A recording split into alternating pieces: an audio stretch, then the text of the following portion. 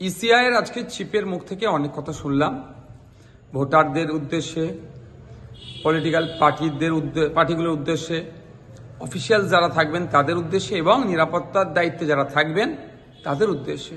ভালো লাগলো, তবে বিগত ভোটগুলোর অভিজ্ঞতা থেকে বলতে বাধ্য হচ্ছি, অনেক সময় অবজারভারদেরকে ফোন করলে ফোন নট রিচেবল থাকে বা নিরাপত্তার দায়িত্বে যারা থাকেন তাদেরকে ফোন করলে যথাসময় এসে পৌঁছায় না, ফলে একটা সমস্যা তৈরি হয়।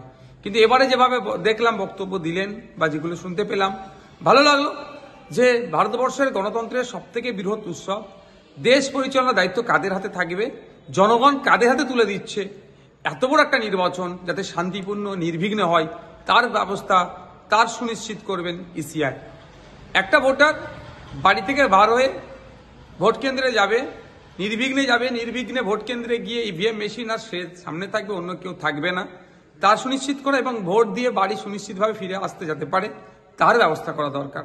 শুনছি 7 দফায় ভোট হবে, 7 দফায় কত দফায় ভোট হচ্ছে বা কত বাহিনী আসলো, এর থেকে বড় কোশ্চেন জনমানুষে যেটা ঘুরছে বা আমরা একজন রাজনৈতিক ব্যক্তিত্ব হিসেবে প্রশ্ন তুলছি যে ভোটটা যাতে নির্বিঘ্নে হয়।